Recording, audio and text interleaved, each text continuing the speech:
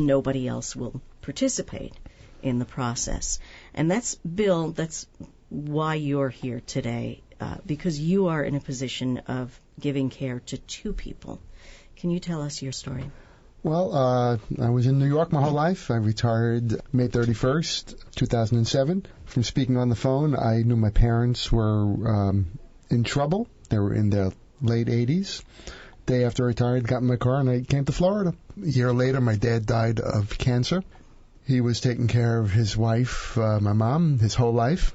And I knew my mom was having memory issues. I moved in. Someone had to be there. They had no other family down here or friends. It was kind of like a deathbed wish to my father, right, that I said, I will take care of Mom.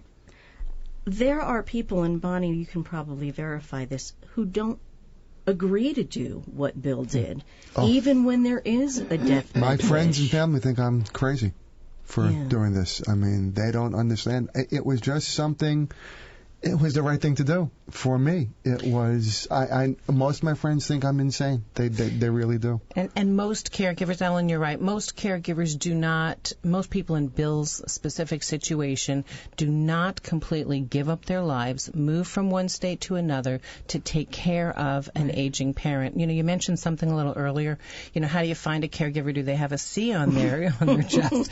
You know what? They have an S on their chest. We look at caregivers as the true heroes of our society, because that's what they are.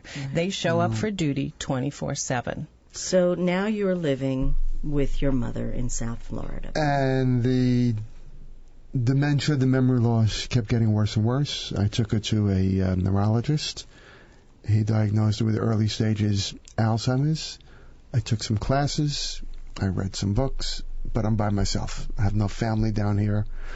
Talking to my friends about it, but after a while I'm tired of talking to them about it, and they don't want to hear about it. They have no answers, and the support they can give me is just nothing. And I'm saying to myself, there has to be other people like me. There has to be someplace I can go for something. I mean, I'm getting frustrated. I'm getting angry.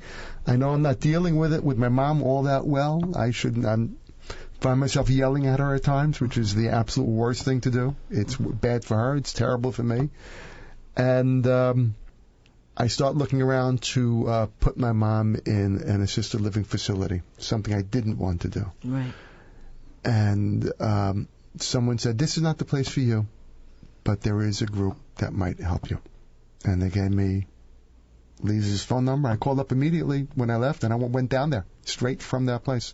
And I walked in. Bonnie wasn't there, but an angel Nat was there. And you walk in there, and I felt like I was home. And set up an appointment with Bonnie a couple of days later to discuss what was going on. I got all kinds of information. And the best thing for me, they have a support group once every 2 weeks. And this support group became the lifeguard of my life. That's the best way to describe it. I mean, I was in the ocean with no land and getting into deeper water. I was over my head. And to meet other people and to speak to them gave me a breather. It gave me the ability to breathe, which is a big thing at Leeza's place, but that truly happened. Again, I was only going once every 2 weeks for about 2 hours. That's a support group. And it doesn't sound like a lot, but it is a lot. For the first week after the support group meets, and I go with my mom, and in one room the caregivers meet, and in the other room the people who you're caring for meet.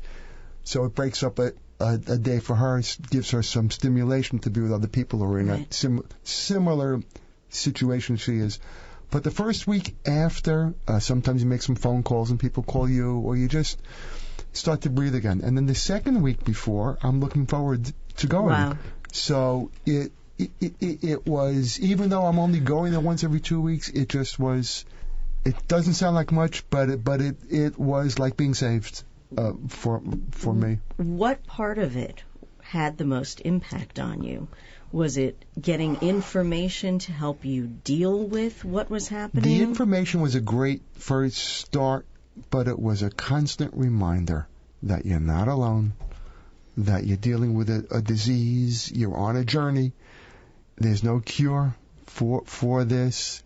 It's just listening to other people going through in their own unique story, but in a way a story similar to what I was going through, able to help other people who were new into the group was a blessing for them, and it helped me give them information. And it's a constant reminder that don't get so angry, just stay cool, and you'll get through the day better. It's better to lie sometimes than to tell my mom the truth, because telling her the truth didn't help. It's better to change her focus sometimes when she got stuck on a particular issue, which wasn't so. I was getting angry and screaming instead of just lying and try to get past it. Right. I don't even like to call it lying. Well, it's just it's redirect. I just say just agreeing. Right, exactly. It's redirecting or agreeing, because I've mentioned to the audience that my father had Alzheimer's too, and I've been through. I'm very much relating to what you're talking about. And what I learned is you can't use logic with someone who has Alzheimer's, because they don't process it. It's not that they want to irritate you. The brain is just not functioning that way. So to say, "Don't you remember I told you?" or "No, it's like this," they don't know. There is no logic. But the other thing that I want to emphasize, most people who caregive go through this by themselves. Yeah. Their friends leave the people who they're caregiving for lose all their friends. My friends did not want to speak about this anymore.